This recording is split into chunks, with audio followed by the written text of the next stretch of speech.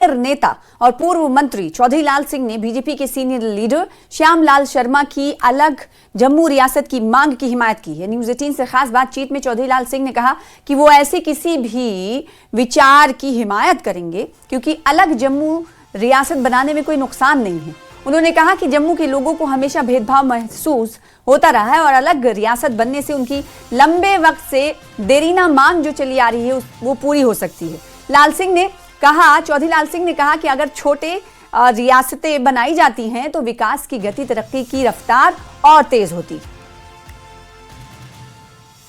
मेरे साथ इस वक्त हैं चौधरी लाल सिंह, ये सीनियर कांग्रेस लीडर हैं। न्यूज़ 18 से बात करने के लिए आपका बहुत बहुत धन्यवाद। बीजेपी के बड़े नेता हैं श्यामलाल शर्मा, उनसे मैंने बात की। मैंने सबसे पहले उनसे बात की। कांग्रेस के नेता थे, अब बीजेपी के नेता हैं, पहले कांग्रेस के। वो कहते हैं कि जम्मू के साथ डिस्क्रिमिनेशन हो रहा है और हमें अलग स्टेट चाहिए। बहुत अच्छा कह रहे हैं। हम तो सड़कों पे कह रहे थे, क्या किया उस दिन जब हम लड़ रहे थे, उस समय ये लोग कहाँ थे? ये कौन सी बात है? आई को नहीं बात है क्या? जम्मू कब नहीं क्यों लगा? लोगों ने कई तो ऑर्गेनाइजेशन खड़ी की इसके लिए, कई कुछ हुआ इसके लिए। लद्दाख अगर अलग हुआ तो कौन सा नुकसान हो गया? ये कौन सी ब्रेकेज है? कंट्री से नहीं ब्रेक होना चाहिए।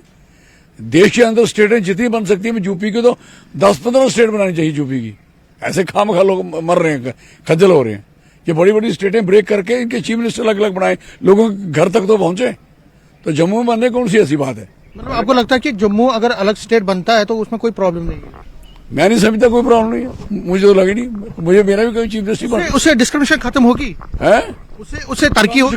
कम से कम डिस्क्रिमिनेशन जो जिसपे डाउट है वो तो नहीं मिलेगा ना।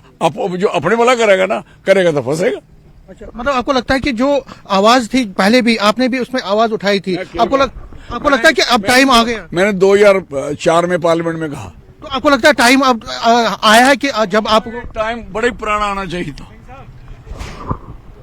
सिंह साहब, लास्ट में पूछना चाहूंगा, अगर इस पे आवाज उठती है तो आप सपोर्ट करेंगे? किसकी? अगर सेपरेट स्टेट की बात होती है, बनाए, मैं देखता हूँ। हाँ, आप खुले मन से कर सकते। मुझे कोई प्रॉब्लम नहीं है। आप जो मुझे पूछ रहे हो, मैं डरता। और सुनाओ, आपको क्या चाहिए? तो देख सकते हैं कि चौधरी लाल सिंह कांग्रेस के बड़े नेता हैं, फॉर्मर मिनिस्टर भी रहे हैं। ये भी कहते हैं कि अगर सेपरेट जम्मू स्टेटहुड की मांग उठती है तो इनका भी समर्थन इस पे रहेगा। कैमरामैन साहिबा के साथ में समीर भट्ट, न्यूज़ 18 जम्मू। और जम्मू कश्मीर कांग्रेस ने जम्मू में एआईसीसी के देशव्यापी आह्वान मनरेगा बचाओ संग्राम के तहत एक दिन की वर्कशॉप का इनेकाद किया। एआईसीसी के general secretary doctor Syed Nasir Hussain सांसद मुख्य अतिथि के तौर पर शामिल हुए, जबकि जेकेपीसीसी अध्यक्ष तारिक हमीद कर्रा ने कार्यक्रम की सदारत की।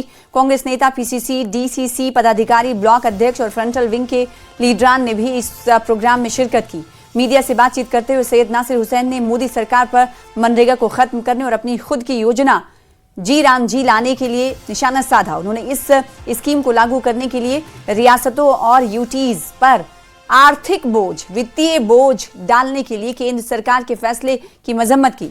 साथ ही साथ कांग्रेस नेता ने कहा कि कांग्रेस को भी दुख है क्योंकि राष्ट्रपिता बाबा कौम महात्मा गांधी का नाम बदल दिया गया। पूरे देश भर में एआईसीसी की तरफ से सारे इंचार्जर्स अपने अपने स्टेट जहां इंचार्ज हैं वहां पे पहुंचे हुए हैं और सारे हमारे कार्यकर्ताओं को इसके बारे में एजुकेट करने के लिए और आने वाले दिनों में इसका आंदोलन किस लेवल तक ले जाना, कैसा ले जाना, उसको स्ट्रेटेजाइज करने के लिए सारे इंचार्जर्स पूरे देश भर में आज अपने अपने स्टेट कैपिटल्स में हैं।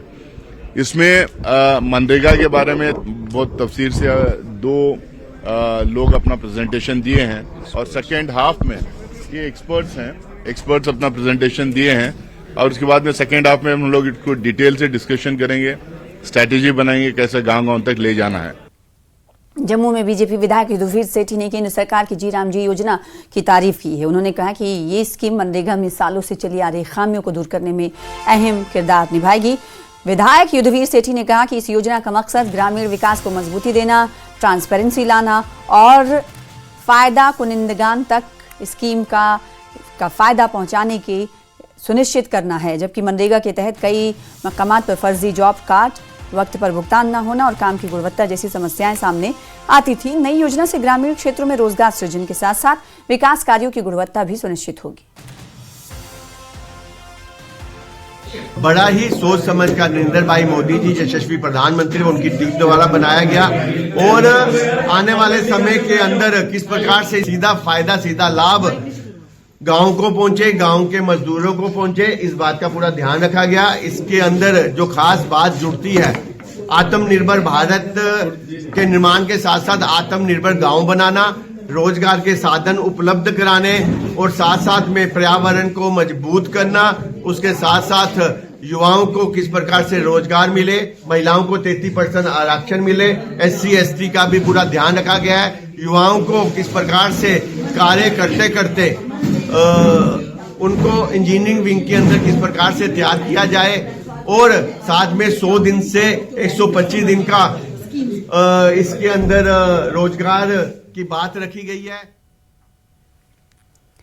गणतंत्र दिवस समारोह की तैयारियों को अंतिम रूप देने के लिए सरकारी डिग्री कॉलेज बडगाम के खान साहिब में गणतंत्र दिवस के संबंध में एक तैयारी बैठक आयोजित की गई। बैठक की अध्यक्षता sub divisional magistrate Jahangir Ahmad ने की। बैठक के दौरान SDM खान साहिब ने गणतंत्र दिवस परेड से संबंधित सभी आवश्यक व्यवस्थाओं का विस्तार से जायजा लिया, जिसमें सुरक्षा उपाय, लॉजिस्टिक्स और विभागों के बीच समन्वय शामिल था। सभी सरकारी अधिकारियों की उपस्थिति सुनिश्चित करने और सभी सरकारी कार्यालयों में झंडा फहराने पर जोर दिया गया।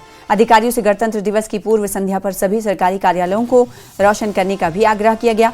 बैठक में SDPO खान साहिब, तहसीलदार Khan Sahib, block medical officer, principal सरकारी डिग्री कॉलेज, सभी जोनल शिक्षा अधिकारी और विभिन्न लाइन विभागों के प्रमुखों सहित सभी उप विभागीय स्तर के अधिकारियों ने भाग लिया।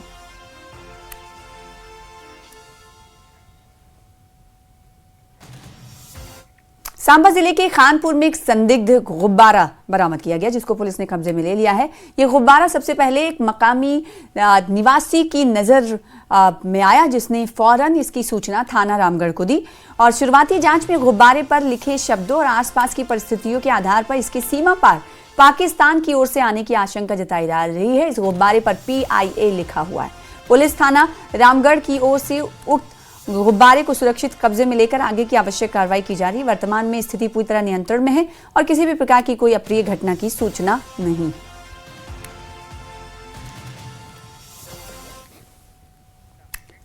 और जम्मू में सुरक्षा के मद्देनजर बम निरोधक दस्ते ने स्नीफर डॉग्स के साथ उच्च न्यायालय और जिला न्यायालय परिसर में व्यापक सघन तलाशी और सैनिटाइजेशन अभियान चलाया। इस दौरान न्यायालय परिसरों के साथ साथ पार्किंग क्षेत्रों की भी गहन जांच की गई। अधिकारियों ने बताया कि एहतियातन सुरक्षा व्यवस्था को और मजबूत करने के मकसद से यह अभियान चलाया गया। तलाशी अभियान के दौरान किसी भी प्रकार की संदिग्ध वस्तु या गतिविधि नहीं मिली।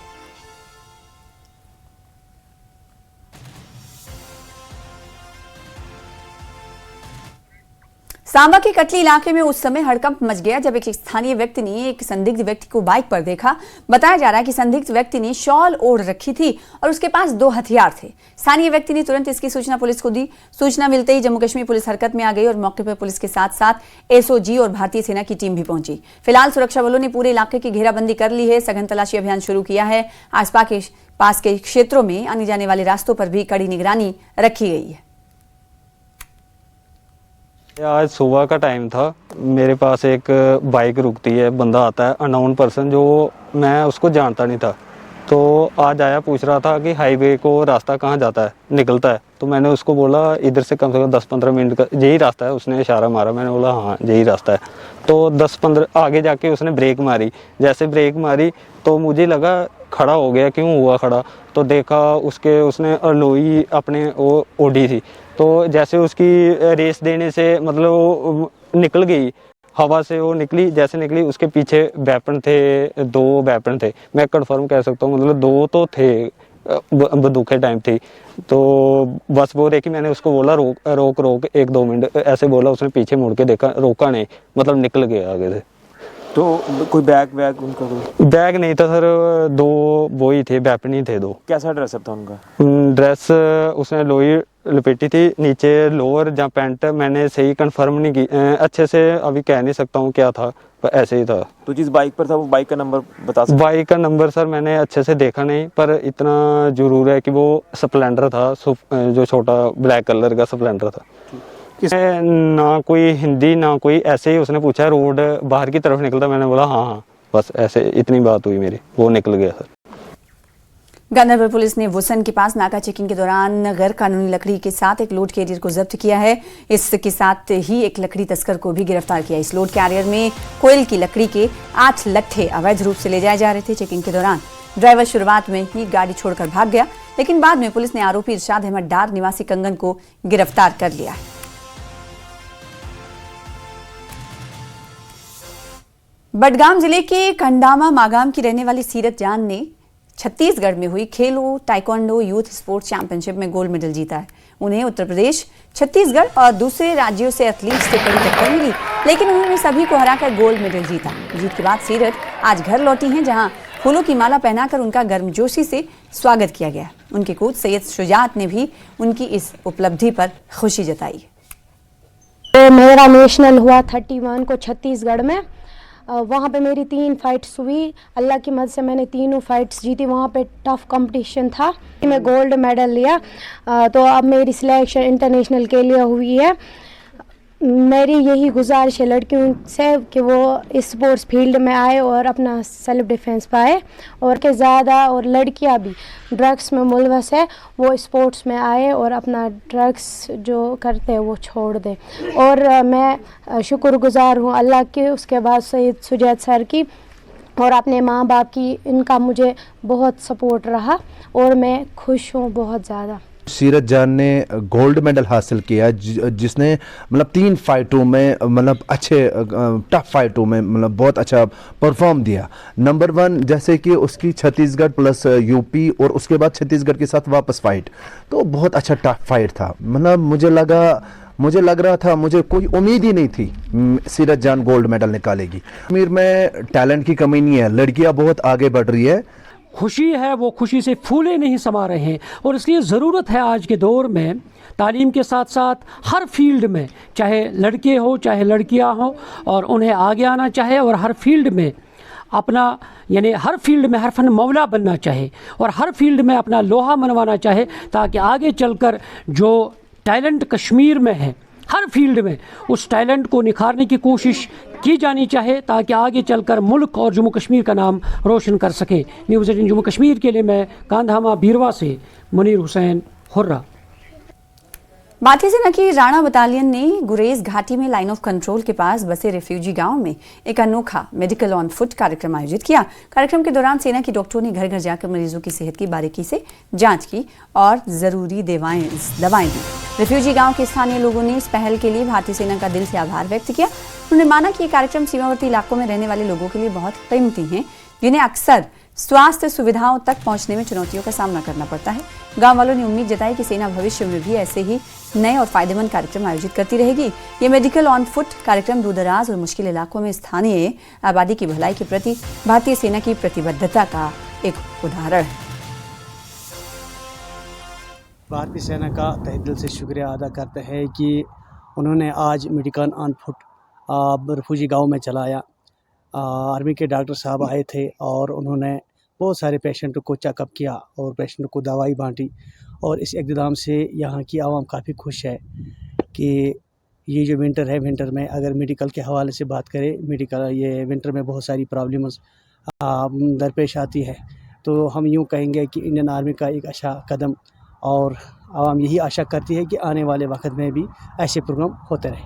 हम शुक्रिया अदा करते हैं अपनी भारतीय सेना का, जिन्होंने आज जो मेडिकल ऑन फुट प्रोग्राम यहाँ पर रिफ्यूजी गांव में चलाया, जिसमें यहाँ पर हमारे जो सेना के डॉक्टर साहब आए थे, उन्होंने मौके पर ही पेशेंटों को देखा और उनको जो है दवाई दे दी। हालांकि गुरेज जो हमारा एरिया है ये 6 महीने हमारे वैली से कट ऑफ रहता है, जिसमें लोगों को यहाँ पर बहुत सारी दिक्कतों का सामना करना पड़ता है। खासकर अगर मेडिकल फैसिलिटी के हवाले से हम बात करें, यहाँ पर लोगों को बहुत सारी परेशानियाँ जो है वो पेश आती है।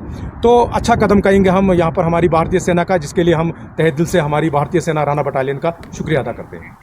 कुलगाम में डीएचपुरा में बाढ़ संभावित इलाकों में सुरक्षा बांध का काम तेजी से चल रहा है। इसे लेकर स्थानीय लोगों ने मंत्री सकीना इत्तू का आभार जताया, और स्थानीय लोगों के मुताबिक डीएचपुरा के बाढ़ संभावित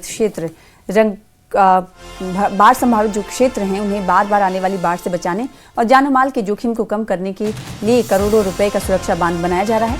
ये परियोजना क्षेत्र के लिए एक बड़ी राहत है, और इसके काम के पूरा होने के बाद ये सुरक्षा बांध गांव को लंबे समय तक सुरक्षा प्रदान करेगा और घरों, कृषि भूमि और अन्य बुनियादी ढांचे को नुकसान से बचाने में मदद करेगा।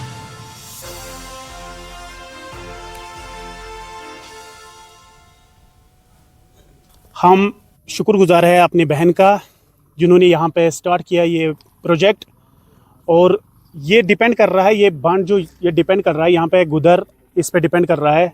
इसकी जो सारी प्रॉपर्टी है वो इसी पे डिपेंड कर रही है, चाहे न्यू बस्ती हो, चाहे प्राणहल हो, चाहे ये आड़ी गोतन हो, चाहे अस्थल हो, ये सारा इसी प्रोजेक्ट पे डिपेंड करते हैं। और हम बहुत ज़्यादा शुक्रगुजार है, हमारे पास वो लफ्ज़ ही नहीं है कि हम अपनी बहन का शुक्र करें, कोई लफ्ज़ नहीं है। हम कहते हैं किस ज़बान से हम शुक्र करें उसका, क्योंकि उन्होंने यहाँ पे ये स्टार्टिंग की है, जो ये प्रोजेक्ट है।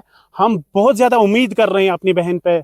अपने बहन को और सकीना जी को बहुत शुक्रगुजार हूँ हम लोग, क्योंकि हमने उसने हमारे ये सग बुनियाद रखा है बंड का हम बहुत शुक्रगुजार है। इसका काम भी चालू है और मेन पॉइंट इसमें है अस्थल है, आड़ी गोतन है, न्यू बस्ती है, जितने गांव में ये सब प्रोटेस्ट इसका लगेगा इंशाल्लाह। हम इसमें बहुत खुश है हम लोग, इंशाल्लाह इसका काम चालू है। हम लोग सब किसान लोग हम इसी बागवानी पर है और हम लोगों को बहुत नुकसान होता है अगर ये बढ़ने लगेगा, फिर हम लोग समझो हमारे बच्चे भी काल रोएंगे और हम लोग खुद भी रोते हैं।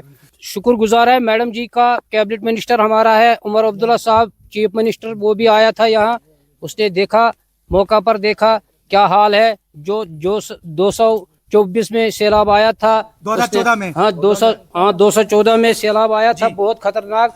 वो गांव सारा निकल गया, ये 4-5 गांव 5 इलाका वो निकल गया यहाँ।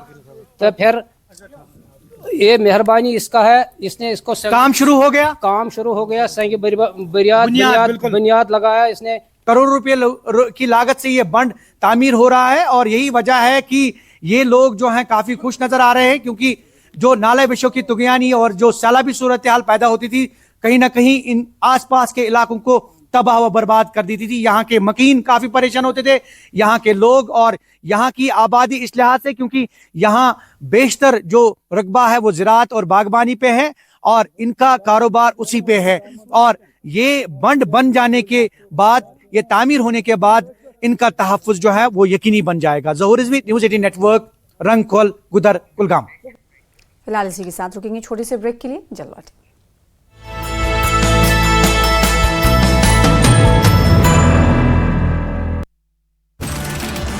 सीएम उमर अब्दुल्ला ने लॉन्च किया जेके पाठशाला चैनल। डीटीएच पर 53 नंबर पर दिखेगा चैनल, घर बैठे ऑनलाइन पढ़ सकेंगे स्टूडेंट्स। सीएम ने कहा पाठशाला से नहीं कम होगी शिक्षकों की अहमियत, शिक्षकों को कम करने या हटाने की कोई बात नहीं।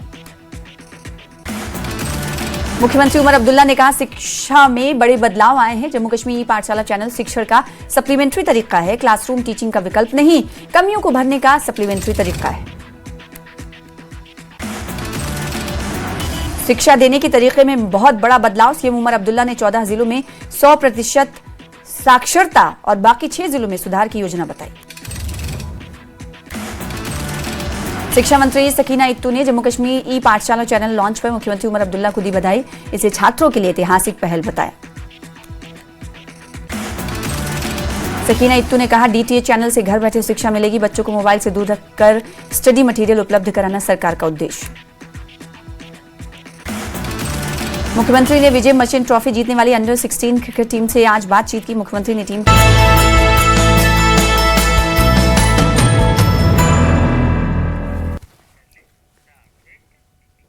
गांधरबल के मशहूर शालाबुग वेटलैंड में इस बार तकरीबन 2.5 लाख माइग्रेंट्स बर्ड्स आए हैं, जो कश्मीर घाटी में सर्दियों के माइग्रेशन सीजन की शुरुआत का अच्छा संकेत है। Block forest officer Ejaz Ahmed ने बताया कि अब तक मलाड, ग्रेलेट, गूज, कूट, पिनटेल, पर्पल स्वैम्प, हेन, मुरहेन, पोचार्ड और साइबेरियन गीज, साइबेरियन बतखें और कई अन्य दुर्लभ प्रवासी पक्षी वेटलैंड तक पहुंच चुके हैं, जो अपने अपने ठंडे इलाकों से हजारों किलोमीटर का सफर तय करके कश्मीर में सर्दियां बिताने आए हैं। ये वेटलैंड तकरीबन 34,000 कनाल में फैला है और जम्मू कश्मीर का सबसे बड़ा वेटलैंड है। इन पक्षियों का हर साल आना शालाबुग वेटलैंड के पारिस्थितिकी महत्व को बताता है।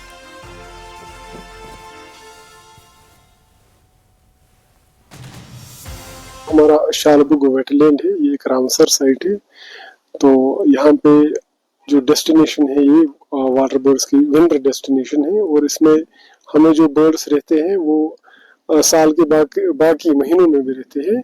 विंटर के अलावा भी। उनको हम रेजिडेंट बर्ड्स कहते हैं और आज हमें ज़्यादातर माइग्रेटरी बर्ड्स आते हैं बाकी मुल्कों से। लगभग यहाँ पे बर्ड्स की अगर हम रफ एस्टिमेट की बात करेंगे तो लगभग 2 से 2.5 लाख बर्ड्स हमें यहाँ अराइव हो चुके हैं। वेटलैंड अपने फुल ब्लूम में है as far as birds are concern, water birds are concern. Birds हमें सेंट्रल ईस्ट एशिया से आते हैं, साइबेरिया से आते हैं, चाइना से भी आते हैं, फिलीपाइंस से भी आते हैं और बाकी भी कुछ मुल्क है वहाँ से यहाँ का ये रुख करते हैं विंटर्स में।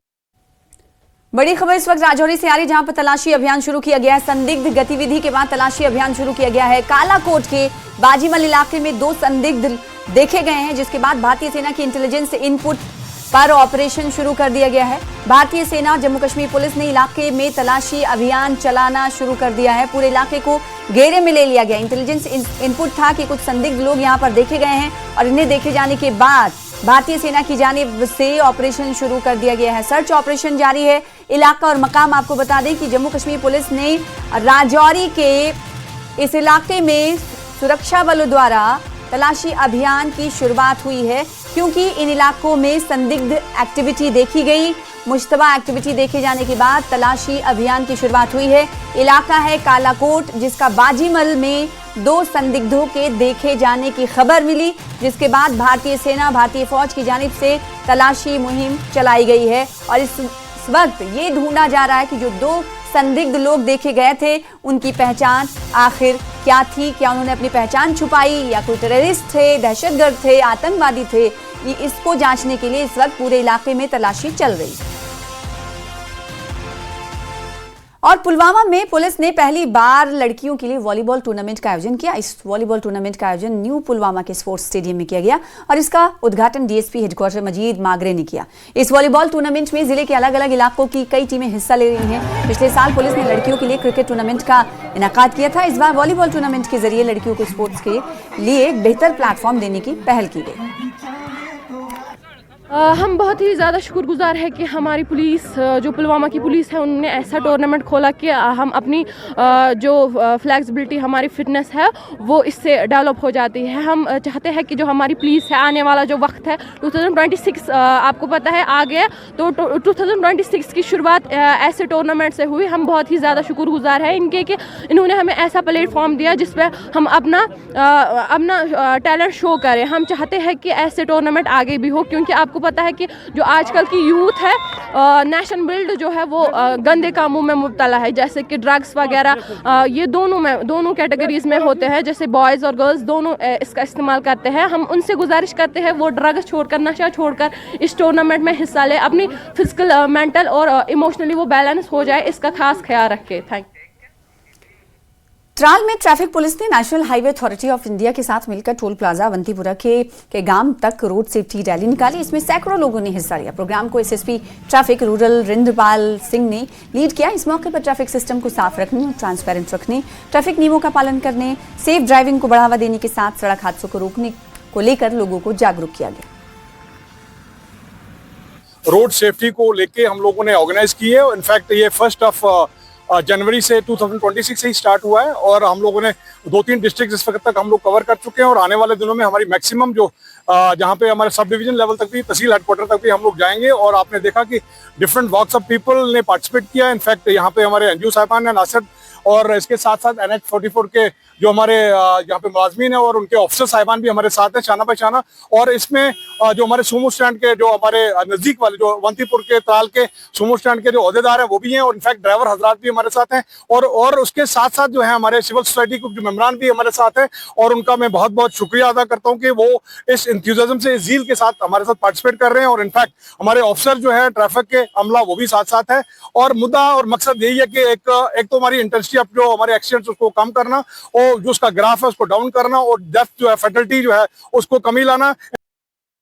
अखनूर में वेटरन्स डे समारोह पूरे जोश खरोश के साथ मनाए गए। समारोह में बड़ी संख्या में पूर्व सैनिक और सेवारत कर्मी शामिल हुए। इस मौके पर नगरोटा से शोहदा के सम्मान में मशाल के साथ ध्रुव मोटरसाइकिल रैली भी निकाली गई और युद्ध स्मारक पर श्रद्धांजलि दी गई। समारोह का समापन मोटरसाइकिल रैली को आगे के सफर के लिए हरी झंडी दिखाई गई। ये समारोह अखनूर की सैन्य विरासत और राष्ट्र निर्माण के प्रति पूर्व सैनिकों और उनके परिवारों के निरंतर संकल्प का प्रतीक बना।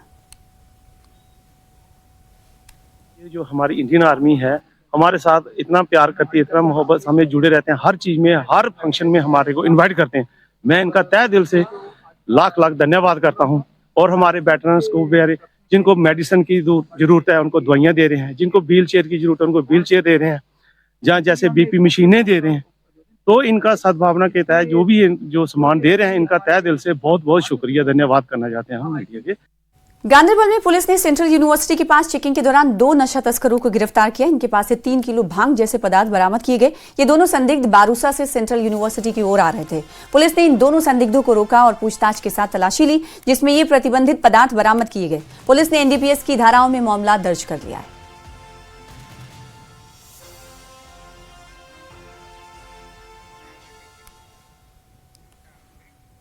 बडगांव में डीसी डॉक्टर बिलाल मोहिउद्दीन भट्ट ने खाग ब्लॉक की खाग पंचायत में खेल के मैदान के विकास की समीक्षा की। साथ ही खाग इलाके के बच्चों से संवाद किया। डिप्टी कमिश्नर ने बच्चों के साथ खेलकर दैनिक जीवन में खेल, शारीरिक फिटनेस का संदेश दिया।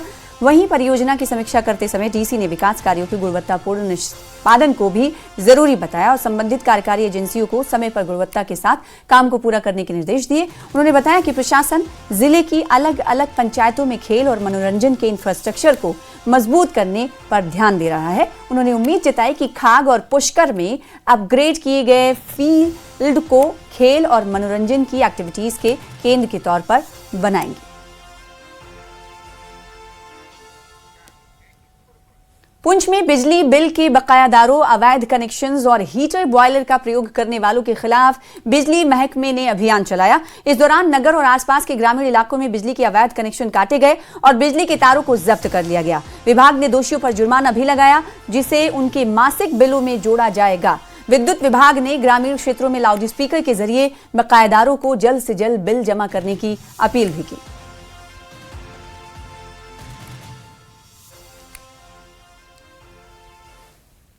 ये जो आजकल आप देख रहे होंगे कि जो जेपीडीसीएल सब डिवीजन पुंछ की ड्राइव चल रही है, जो रेवेन्यू रियलाइजेशन के लिए और जो थेफ्ट जो लोग करते हैं उनको रोकने के लिए जारी है। उसमें हम जो लोगों ने स्मार्ट मीटरों को बाईपास करके रखा हुआ है, जैसे स्मार्ट मीटर लगा है, साथ में एक्स्ट्रा सर्विस लाइन डाली हुई है, हम उसको कट कर रहे हैं। और जिन ने ये बाईपास किए हुए हैं उनको इलेक्ट्रिसिटी एक्ट के तहत फाइन भी इम्पोज किया जाएगा। और मैं अपनी जो पुंछ की आवाम है उनको ये रिक्वेस्ट करना चाहता हूँ, उनसे गुजारिश करता हूँ कि जो पीक आवर्स होते हैं सुबह और शाम के, उसमें कम से कम लोड इस्तेमाल करें, ताकि जो फ्रीक्वेंट कट्स लग रहे हैं ग्रिड स्टेशन से लगते हैं, जैसे जो हमारा रजिस्टर्ड लोड है उसके से हम एक्सीड कर जाते हैं कहीं गुना, तो जो पैनल्स हैं वो कट हो जाते हैं, वहाँ पे उनकी सेटिंग है तो वो रिले कट हो जाती है। तो उसको अवॉइड करने के लिए जो पीक लोड है सुबह और शाम हमें अवॉइड करना चाहिए। कुशुक बकुला रिम्पोचे एयरपोर्ट लेह में नई टर्मिनल बिल्डिंग जुलाई 2026 से चालू होने वाली है और नई टर्मिनल बिल्डिंग का शिलान्यास प्रधानमंत्री मोदी ने 3 फरवरी 2019 को किया था। ये एक सेंट्रली एयर कंडीशन बिल्डिंग है जिसमें जियो थर्मल एनर्जी हीटिंग सिस्टम है और इसमें यात्रियों के लिए सभी जरूरी सुविधाएं और आराम है। बिल्डिंग का डिजाइन प्राचीन बौद्ध ज्ञान की फिलॉसफी को आधुनिक सोच के साथ मिलाएगा और बिल्डिंग के पूरे लुक और फील में बौद्ध डिजाइन एलिमेंट्स को शामिल करेगा। मीडिया से बातचीत करते हुए एयरपोर्ट अथॉरिटी ऑफ इंडिया के जनरल मैनेजर ए उमाशंकर ने कहा कि पीएम मोदी इस जुलाई 2026 में केबीआर नई टर्मिनल बिल्डिंग का उद्घाटन करेंगे। उन्होंने कहा कि एक बार जब ये चालू हो जाएगी तो ये एक दिन में 54 विमानों का संचालन कर सकेगी और सालाना लगभग 35 लाख यात्रियों को संभाल सकेगी।